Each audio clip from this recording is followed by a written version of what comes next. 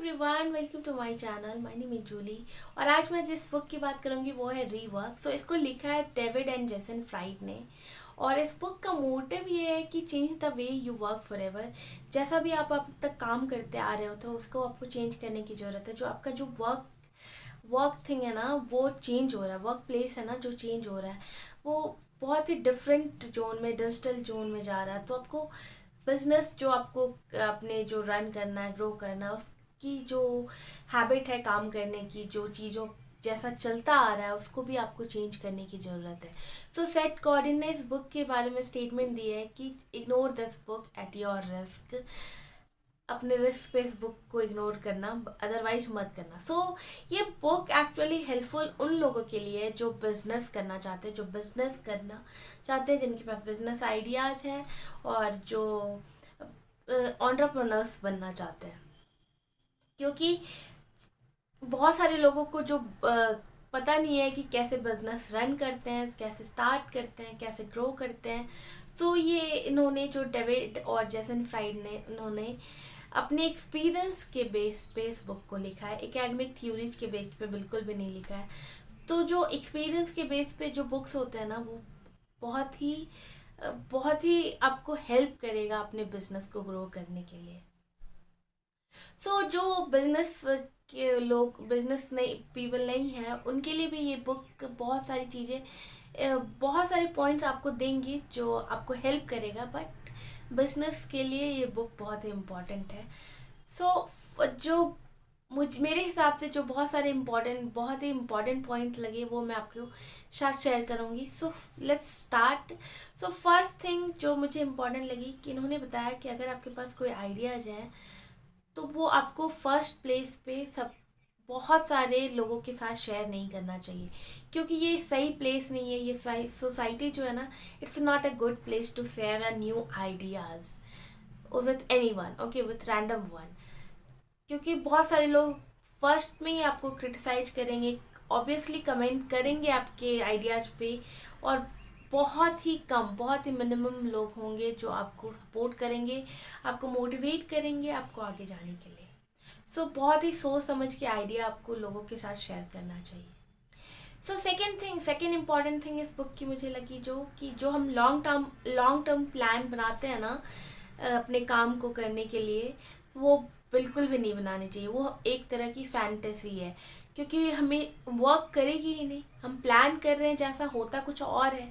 तो प्लान्स जो होते हैं ना वो इनकन्सिस्टेंट होते हैं और उसमें कंसिस्टेंटली हमें इम्प्रोवाइजेशन की नीड होती है। इसलिए लॉन्ग टर्म प्लान तो कभी वर्क नहीं करता है। ओके, थर्ड इम्पॉर्टेंट पॉइंट जो मुझे लगा वो है कि हम अगर कुछ स्टार्ट करना चाहते हैं अपने लाइफ में, कोई भी आइडियाज़, तो उस वक्त हमें बहुत टेंशन होती है, क्योंकि हमारे पास बहुत टाइम ऐसा होता है कि रिसोर्सेज नहीं होते हैं। बहुत सा टाइम ऐसा होता है कि हम मैनेज कैसे करेंगे चीज़ों को। तो इन्होंने कहा है कि जब आप कोई आइडिया होता है और कुछ चीज़ों को आपको स्टार्ट करना होता है ना, बहुत ही मिनिमम चीज़ों की नीड होती है। क्योंकि अगर आप बहुत सारी चीज़ें कलेक्ट भी कर लेते हो ना तो वो आप मैनेज नहीं कर पाओगे, क्योंकि आपको पता ही नहीं है कि रन कैसे करना है, कि चीज़ों को ग्रो कैसे करना है। तो इसलिए फर्स्ट है कि आपको मिनिमम चीज़ों के साथ स्टार्ट करना है और उसको धीरे धीरे आप उस चीज़ों को सीखते चले जाओगे ना तो ऑटोमेटिकली आपके पास सारी चीज़ें आ जाएगी। और इन्होंने ये बताया कि जितने भी बड़ी कंपनियों की बारे में आप पढ़ रहे हो या देख रहे हो या सुन रहे हो, वो एक टाइम पे वो गैराज में स्टार्ट हुई थी। क्योंकि मोस्ट ऑफ द कंपनी जो अभी बहुत बड़ी हो चुकी है वो गैराज में स्टार्ट हुई है। फोर्थ पॉइंट जो मेरे को इस बुक का बहुत ही इम्पोर्टेंट लगा वो है कि डोंट बी अ हीरो। अगर कोई काम आप करने में बहुत सारा टाइम अपना इन्वेस्ट कर चुके हो उसमें और वो काम नहीं हो रहा है, बट आप सोच रहे हो नहीं, इसको हो कैसे नहीं रहा है, इसको करना ही करना है। अगर कोई काम को करने में आपको वो 2 घंटे लगेंगे और आप उसके पीछे 1 वीक लगे हो अपने ईगो के बेस पे, क्यों नहीं हो रहा, ये होना ही चाहिए। अगर कोई क्वेश्चन हम सॉल्व कर रहे हैं तो उस क्वेश्चन को सॉल्व करना हमें 5 मिनट में है, बट हम दिन भर लगे हुए हैं उस क्वेश्चन को सॉल्व करने में। उसका कोई पॉइंट नहीं है कि आप एक क्वेश्चन को सॉल्व करने में 1 दिन लगा दें। तो जो आप टाइम बहुत ज़्यादा किसी चीज़ में दे रहे हो, उसमें उसमें आपको सोचने की ज़रूरत है। और अगर, क्योंकि वो जो टाइम आपने इन्वेस्ट किया है ना उसमें, वो वापस नहीं आएगा। इसलिए ज़्यादा वर्स्ट ये होगा कि आप और भी ज़्यादा जो टाइम इन्वेस्ट करेंगे उसमें, वो नहीं करना है। तो बहुत बार ऐसा होता है कि चीज़ों को वहीं पे छोड़ देनी चाहिए कि हाँ चलो कोई नहीं, ये मेरे से नहीं हुआ, रहने देते हैं। अपने ईगो को आगे नहीं लाना चाहिए, नहीं ये मेरे से होना ही चाहिए और मैं करके रहूँगा, ऐसा नहीं है। टाइम बहुत ही वैल्यूएबल चीज़ है, अपने टाइम को वैल्यू करना चाहिए। फिफ्थ पॉइंट जो इम्पोर्टेंट है, और ये मुझे बहुत ही इम्पोर्टेंट लगता है, क्यों? क्योंकि इन्होंने एक टर्म बोला, वेलकम ऑफ सिक्योरिटी। जब आप कुछ स्टार्ट करते हो ना, तो आप स्टार्टर होते हो, लर्नर होते हो, तो हमें फील होता है कि जल्द से जल्द हमें कैसे सक्सेस मिल जाए। बट इन्होंने बोला है कि ऐसा बिल्कुल भी नहीं सोचना चाहिए, क्योंकि जो ये पीरियड होता है ना, वो हमें इंजॉय करना चाहिए। ये पीरियड ऐसा होता है कि लोग हमें नहीं जानते हैं, हम सक्सेसफुल नहीं हुए रहते हैं, तो हमें कोई जज करने वाला, कोई कुछ कमेंट करने वाला नहीं होता है। तो हम कुछ भी न्यू आइडियाज़ जो होते हैं, रैंडम आइडियाज़ टेस्ट कर सकते हैं, मिस्टेक कर सकते हैं विदाउट फियर कि कोई हमें जज करेगा, कोई हमारे ऊपर नज़र रखे हुए है। तो विदाउट फियर हम अपने आइडियाज़ को रन करना, आइडियाज़ को टेस्ट करना कि कौन सा वर्क कर रहा है, ये सारी चीज़ें कर सकते हैं। और इससे क्या होता है, क्योंकि ऑब्वियस है आप कोई कुछ चीज़ें स्टार्ट करोगे तो आप मिस्टेक्स चाहो या ना चाहो वो तो होंगे ही।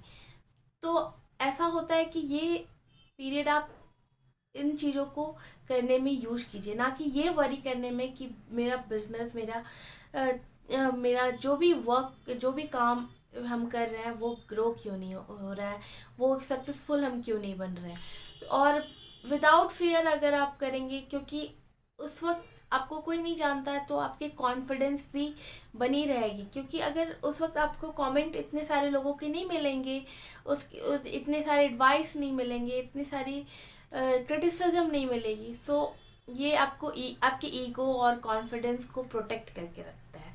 तो ये टाइम, और इन्होंने बोला कि ये टाइम जब आप सक्सेसफुल हो जाओगे ना, तो आप बहुत ही मिस करोगे, क्योंकि आप उस टाइम रिस्क नहीं ले पाओगे।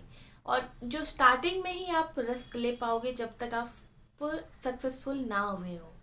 Sixth point, but last point है इस बुक की, जो inspiration is perishable. Okay, inspiration ऐसा होता है ना, जब भी आप किसी चीज़ से इंस्पायर हुए हो ना, उस पर आपको अगर कुछ करना है तो आप उसको तुरंत इमीडिएटली उस पर एक्शन लेना चाहिए। क्योंकि इंस्पिरेशन का कोई टाइम लिमिट नहीं है। वो 1 घंटे में भी जा सकता है, 5 मिनट में भी जा सकता है, 10 मिनट में भी जा सकता है, 1 दिन में भी जा सकता है, या 1 महीने में भी जा सकता है। सो इमीडिएट एक्शन बहुत इम्पॉर्टेंट है अगर आप इंस्पायर हुए हो और अगर कुछ करना चाहते हो तो। सो ये सारे पॉइंट्स मुझे लगा कि मेरे हिसाब से इम्पॉर्टेंट, तो मैंने आपके साथ शेयर की। आई होप आपको अच्छे लगे होंगे। और ये बुक पढ़िए, और बहुत सारी इम्पॉर्टेंट चीज़ें दी हुई है इस बुक में। और ऑल्सो मेरे को ये बताइए कि आपको मेरे वीडियोज़ कैसे लग रहे हैं। I will come up with such more videos. Till then bye bye, take care and keep reading.